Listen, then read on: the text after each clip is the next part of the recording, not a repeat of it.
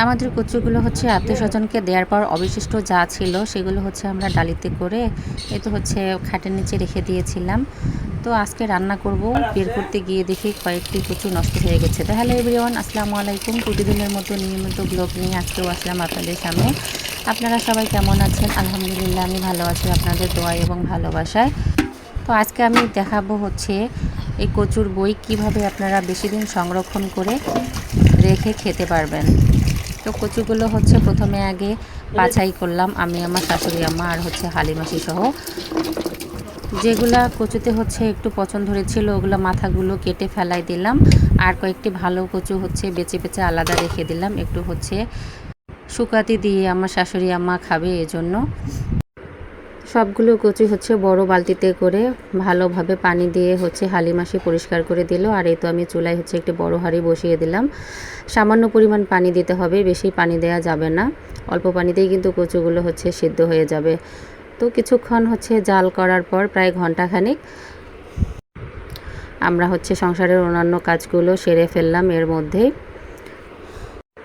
তো কচুগুলো হচ্ছে যখন সিদ্ধ হয়ে গেছে নামিয়ে ফেলে আমি আর আমার শাশুড়ি আম্মা সহ হচ্ছে ছেলে দিচ্ছিলাম, আর হালিমাসি হচ্ছে বাটতেছিল। তো প্রথমে হচ্ছে বাটনা নিয়েছিল বাটার জন্য, কিন্তু পিছলে পিছলে যাচ্ছিল, তাই হচ্ছে হাত দিয়ে সুন্দর করে উনি বেটে নিল। আর কচুগুলো কিন্তু অবশ্যই হচ্ছে গরম গরমেই বেটে নিতে হবে, না হলে ঠান্ডা হয়ে গেলে কিন্তু আর হচ্ছে এত সুন্দর মিক্সড হবে না। আর এখানে হচ্ছে আমি 3টি পট নিয়েছি, 3টি পটের মধ্যেই হচ্ছে আমি কচুগুলোকে এভাবে হচ্ছে চেপে চেপে রেখে দিলাম। এগুলো এখন হচ্ছে আমি ডিপ ফ্রিজে রেখে দেব। পরবর্তীতে যখন খেতে ইচ্ছে করবে তখনই হচ্ছে বের করে এগুলো হচ্ছে ডাল রান্না করে খাওয়া যাবে মাছ দিয়ে। আবার হচ্ছে অনেকেই হচ্ছে শুটকি দিয়েও খায় এই কচুর বই। তো সিদ্ধ করা কচুর বই থেকে হচ্ছে একটু আমি রেখে দিলাম, রাতেই আজকে হচ্ছে ভর্তা করব। এগুলো ডিপে রেখে দিলে পরবর্তীতে বের করে কিন্তু আর ভর্তা খাওয়া যাবে না, শুধু ডাল খাওয়াই যাবে। তো এই জন্য আজকে একটু হচ্ছে গরম গরম ভর্তা করে খেয়ে নেব। তো আমার ভিডিওটি হচ্ছে এ পর্যন্তই। আপনাদের কাছে কেমন লাগলো আমার ভিডিওটি একটু লাইক করে একটু কমেন্টস করে জানাবেন।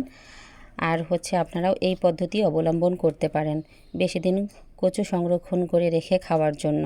আর এই কচুগুলো কিন্তু বাইরে অবশ্য বেশি দিন থাকে না। তো যেহেতু এগুলো হচ্ছে আমাদের বাড়িরই কচু একটু বেশি পরিমাণে ছিল, তাই হচ্ছে আমি এই পদ্ধতি অবলম্বন করলাম। তো আপনাদের কাছে কেমন লাগলো একটু জানাবেন সবাই। তো ধন্যবাদ সবাইকে, সবাই ভালো থাকবেন, সুস্থ থাকবেন। আল্লাহ হাফেজ, শুভরাত্রি।